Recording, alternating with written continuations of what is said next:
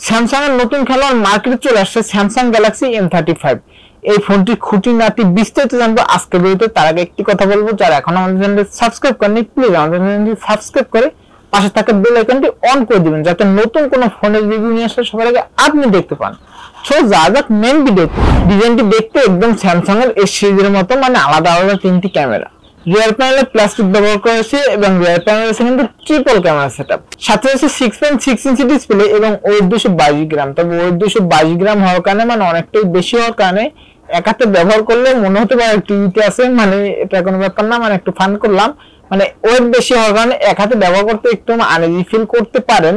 তবে যদি হাতটা বড় হয় তাহলে এক হাতে ব্যবহার করতে পারবেন, তবে দুই হাতে অনায়াসে ব্যবহার করতে পারবেন। পোর্শন বাটন নিয়ে কথা বলতে গেলে ফোনটির রাইট সাইডে আছে একটি ভলিউম বাটন এবং একটি পাওয়ার অফ বাটন, এবং লেফট সাইডে আছে একটি সিম ট্রে, যাতে আপনারা দুটি সিম অথবা একটি সিম একটি মেমোরি কার্ড ব্যবহার করতে পারবেন।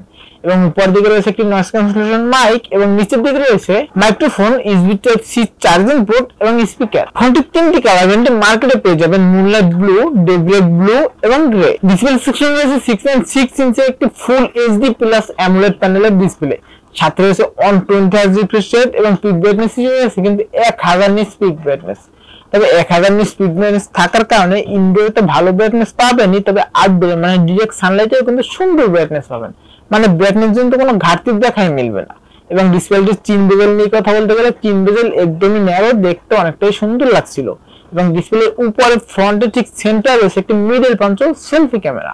এবং এই ডিসপ্লেটিতে কিন্তু প্রোটেকশনের জন্য ব্যবহার করা হয়েছে কর্নিং গরিলা গ্লাস ভিক্টাস এর প্রোটেকশন। প্রসেসর হিসেবে রয়েছে Exynos 1380 প্রসেসর। এবং গেমিং নিয়ে কথা বলতে গেলে যে কোনো গেম মিডিয়াম সেটিংসে স্মুথলি প্লে করতে পারবেন, কোনো প্রকার কোনো ল্যাগিং জেনারেশন মিলবে না। তবে লং টার্ম গেম প্লে করলে হালকা একটু হিটিং হতে পারে, তবে যে কোনো ফোনে কিন্তু এরকম একটু সমস্যা হয়, মানে লং টার্ম গেম প্লে করলে ফোন একটু হিটিং হবে, এটা স্বাভাবিক। ব্যাটারি সেকশনে রয়েছে 6000 mAh একটি বড় ব্যাটারি এবং এটিকে চার্জ করার জন্য রয়েছে 25 ওয়াটের একটি চার্জার। এখানে কিন্তু একটি গাফিলতি করছে, মানে বেশি ওয়াটের চার্জার সাথে সাপোর্ট করে এরকম ব্যবস্থা করা উচিত ছিল, তাহলে ব্যাটারিটাকে দ্রুত চার্জ করা সম্ভব হতো। তবে এখন কিন্তু ব্যাটারিটা চার্জ করতে একটু সময় লাগবে। এবং এই ব্যাটারিটিকে ফুল চার্জ করে যদি নরমাল ইউজ করেন সেক্ষেত্রে 1.5 থেকে 2 দিনের মতো ব্যাকআপ অনায়াসে পেয়ে যাবেন। এবং যদি হেভি ইউজ করেন, মানে একটানা গেম প্লে করেন অথবা একটানা মুভি দেখেন, সেক্ষেত্রে 8 ঘন্টার মতো ব্যাকআপ অনায়াসে পেয়ে যাবেন। এই ফোনটির ভিতরে রয়েছে কিন্তু ভ্যাপার কুলিং চেম্বার, যার কারণে কিন্তু ফোনটি হিটিং কম হবে, মানে গেম প্লে করলেও হালকা হিটিং হতে পারে, তবে আবার কিন্তু সহজেই ঠান্ডা হয়ে যাবে। এই ফোনটির র্যাম হিসেবে পেয়ে যাবেন 6GB এবং 8GB এবং স্টোরেজ হিসেবে পেয়ে যাবেন 128GB 256GB। এবং দুটি ভেরিয়েন্টেরই কিন্তু র্যাম টাইপ হিসেবে পাবেন LPDDR4X এবং স্টোরেজ টাইপ হিসেবে পাবেন UFS 2.2। অপারেটিং সিস্টেম হিসেবে রয়েছে Android 14 এবং ইউআই হিসেবে রয়েছে স্যামসাং এর নিজস্ব UI, মানে One UI 6.1। এবং এটিতে কিন্তু 4 ইয়ার্স এর মেজর আপডেট পেয়ে যাবেন। এই ফোনটির ইউআই কিন্তু অনেকটাই সুন্দর, মানে ইউআই একদমই স্মুথ, কোনো প্রকার কোনো ল্যাগিং ইস্যু বা কোনো ফ্রেম ড্রপ ইস্যু মিলেনি। তবে কোম্পানি কিন্তু ক্লেম করছে যে এটিতে 4 ইয়ার্স এর মেজর আপডেট দিবে এবং 5 ইয়ার্স এর সিকিউরিটি আপডেট দিবে। এই ফোনটি ভিডিও দেখার জন্য কিন্তু একদমই ঠিক আছে, মানে ভিডিও দেখে অনেকটাই শান্তি পাবেন, মানে সুপার অ্যামোলেড প্যানেলের ডিসপ্লে ব্যবহার করা হয়েছে এই ফোনে, ভিডিও কোয়ালিটি খুবই সুন্দর পাবেন। এবং সাথে রয়েছে কিন্তু ডুয়াল স্টিরিও স্পিকার, তাই সাউন্ড কোয়ালিটিটাও অনেক সুন্দর পাবেন। যেটা রয়েছে ট্রিপল ক্যামেরা সেটআপ, যার মেইন শুটারটি 15 মেগাপিক্সেল একটি শুটার এবং এটির সাথে কিন্তু ওয়াইস রয়েছে। তবে আপনারা সকলেই জানেন যে ওয়াইস থাকলে ভিডিও স্টেবল হয়, মানে হাত নাড়াচাড়া হলেও কিন্তু ভিডিওটা সুন্দর পাওয়া যায়। এবং সাথে রয়েছে 8 মেগাপিক্সেল একটি আলট্রা শুটার এবং সর্বশেষ রয়েছে 2 মেগাপিক্সেল একটি ম্যাক্রো শুটার। ফ্রন্টে রয়েছে 13 মেগাপিক্সেল একটি সেলফি ক্যামেরা এবং এই ফোনটির মেইন ক্যামেরা মানে রিয়ার ক্যামেরা দিয়ে সর্বোচ্চ ভিডিও রেকর্ড করতে পারেন 4K 30 fps এ।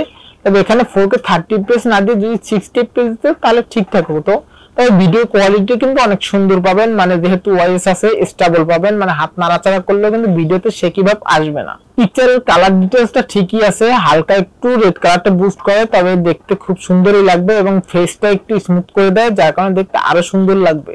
ফোনটির ইন্ডিয়ার দাম রাখা হয়েছে 15,990 টাকা, যেটা বাংলাদেশি টাকায় কনভার্ট করলে 22,000 টাকার মতো আসে। ফোনটির ভালো দিক এবং খারাপ দিক নিয়ে কথা বলতে গেলে সবার প্রথমে যদি খারাপ দিক নিয়ে কথা বলি তাহলে সবার প্রথমেই আসে ভাই এই ফোনের বক্সে কিন্তু কোনো চার্জার পাচ্ছেন না। এবং এই ফোনটিতে কিন্তু মাত্র 25 ওয়াটের চার্জার সাপোর্ট করে, এখানে যদি একটু বেশি ওয়াটের চার্জার সাপোর্ট করতো তাহলে ঠিক হতো, মানে চার্জিংটা একটু তাড়াতাড়ি করা যেত। এবং ভালো দিক নিয়ে কথা বলতে গেলে সবার প্রথমে আসে ভাই অ্যামোলেড প্যানেল, তারপরে ভ্যাপার কুলিং চেম্বার রয়েছে, 6000 mAh এর ব্যাটারি রয়েছে, চার্জ ব্যাকআপটাও ভালো পাবেন এবং গেমিংও মোটামুটি ভালোই প্লে করতে পারবেন। আজকে ভিডিও ছিল এই পর্যন্তই, দেখা হবে নেক্সট কোনো ভিডিওতে।